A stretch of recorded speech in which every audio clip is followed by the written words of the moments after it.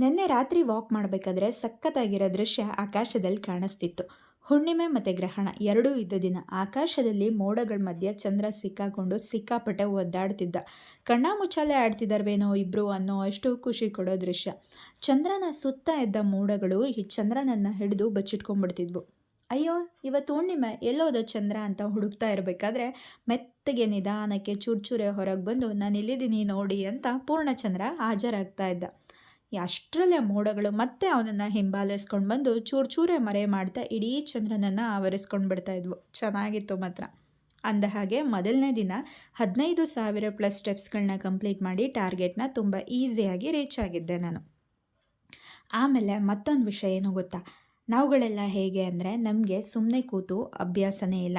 ಏನಾದರೂ ಒಂದು ಮಾಡ್ತಿರಲೇಬೇಕು, ಇಲ್ಲ ಏನಾದರೂ ಒಂದು ಯೋಚನೆ ಮಾಡ್ತಿರ್ತೀವಿ, ಇಲ್ಲ ಅವೆರಡೂ ಆಗಲಿಲ್ಲ ಅಂದರೆ ಮೊಬೈಲ್ ನೋಡ್ಕೊಂಡು ಕೂತಿರ್ತೀವಿ.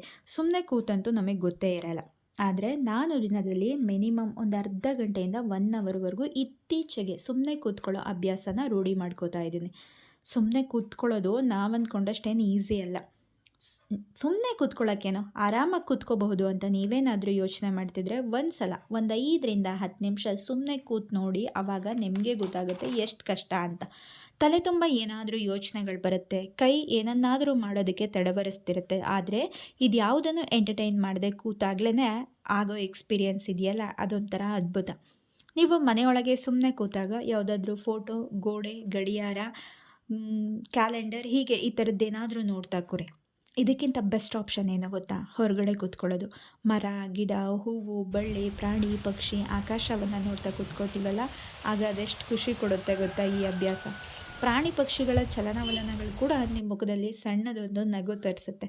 ಹಾಗೆ ನಾನು ನಿನ್ನೆ ಆಕಾಶ ನೋಡ್ತಾ ಕೂತಾಗಲೇ ಈ ಅದ್ಭುತ ದೃಶ್ಯ ನನ್ನ ಕಣ್ಣಿಗೆ ಬಿದ್ದದ್ದು. ಅಂದ ಹಾಗೆ ಸೆಕೆಂಡ್ ಡೇ ನಾನು ಕಂಪ್ಲೀಟ್ ಮಾಡಿದ್ದು 10,000+ ಸ್ಟೆಪ್ಸ್ ಅಷ್ಟೇ. ದಿನಕ್ಕೆ 2 ಟೈಮ್ ಅಂದರೆ 2 ಅವರ್ಸ್ ವಾಕ್ ಮಾಡಲಿಲ್ಲ ಅಂದರೆ 12,000 ರೀಚ್ ಆಗೋದು ಸ್ವಲ್ಪ ಕಷ್ಟ ಆಗುತ್ತೆ. ನಾವು ಒಂಚೂರು ಜಾಸ್ತಿ ಎಫರ್ಟ್ ಹಾಕಬೇಕಾಗತ್ತೆ ಅಷ್ಟೆ.